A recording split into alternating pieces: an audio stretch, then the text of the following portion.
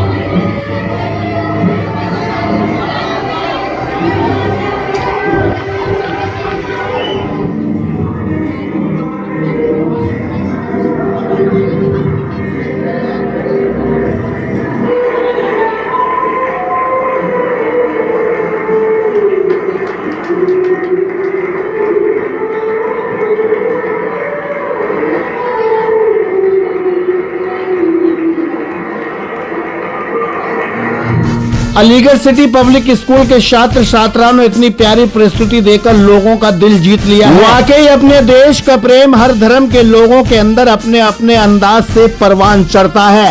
इतनी शानदार प्रस्तुति के लिए इंडिया सर्च न्यूज की टीम पूरे स्कूल के स्टाफ को धन्यवाद देती है, जिनकी प्रस्तुति ने गंगा जमुना तहजीब को जिंदा किया है। इस देश से जिन्हें पाकिस्तान जाना था वो चले गए, जिन मुसलमानों ने अपने देश को हिंदुस्तान समझा वो रह गए। लेकिन 2014 के बाद मुसलमानों के प्रति लोगों के अंदर हीन भावना का जहर घोला जाने लगा। मुस्लिमों को हकीर नजरों से देखा जाने लगा। इतना ही नहीं, मुस्लिमों की धर्म की आड़ में मॉब लिंचिंग होने लगी। सरकार की शय बढ़ती गई, नफरती लोग मुस्लिमों पर जुल्म करते गए। देश का ऐसा सपूत जिसने देश का सर गर्व से ऊंचा किया, जिससे मिसाइल मैन के नाम से जाने जाने लगा, उस आला शख्सियत एपीजे अब्दुल कलाम को भी नफरत में चूर नफरती सच्चे देशभक्त को आतंकवादी बताने पर आतुर हो गए। अब्दुल कलाम भारत का राष्ट्रपति बना, लेकिन वो नंबर 1 का जिहादी था। पाकिस्तान को एटम बम के फार्मूले अब्दुल कलाम ने दिए। ये तो देखिए, पढ़ाई का इससे कोई वो नहीं है। हिंदू भी पढ़ लिख के, अब कौन सी हमारी डॉक्टर साहब कम पढ़े लिखे हैं, लेकिन ये जागरूक हिंदू है। हम भी थोड़े बहुत पढ़े लिखे हैं। ऐसे मुसलमान जिहादी तो जितना बड़ा ज्यादा पढ़ लेगा उतना बड़ा जिहादी होगा। तो ये जितना काबिल अलीगढ़ मुस्लिम यूनिवर्सिटी के होते हैं, तभी तो आज पूरे भारत में, पूरी दुनिया में छा गए। पूरी दुनिया में जिहाद छा गया। आज अमेरिका में एक भी मुसलमान बिना नंगी तलाशी के घुस नहीं सकता। ये इन्हीं एएमयू वालों की तो मेहरबानी है, दारुल उलूम देवबंद और एएमयू वालों की तो मेहरबानी है।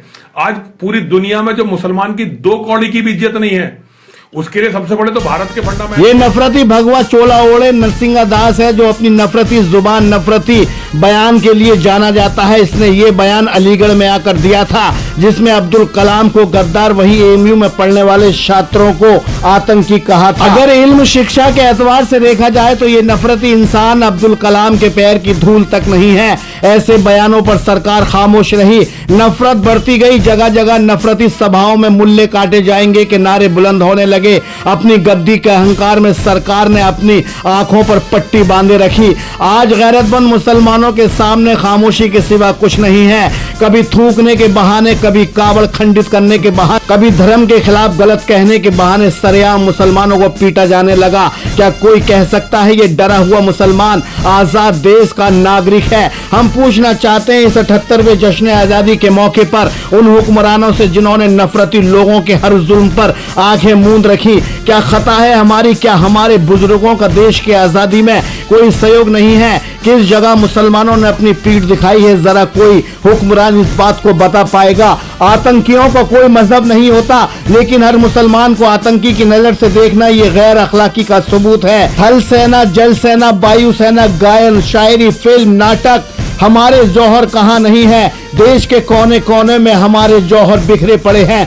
आखिर कहाँ पीछे हैं हम? IAS हम, IPS हम, शाहरुख खान हम, बिस्मिल्लाह खां हम, मोहम्मद शमी हम, मोहम्मद रफी हम, गुलजार हम, बोलो तो सही कहाँ नहीं है हम? क्या वफादारी नहीं है हमारे अंदर देश के लिए? इतने जौहर दिखाने के बाद भी हम शक की नजरों से देखे जाएं तो फिर कैसी आजादी मिली देश को? आज एक दाढ़ी वाला मुसलमान हिंदू गलियारों से गुजरने से कतराता है।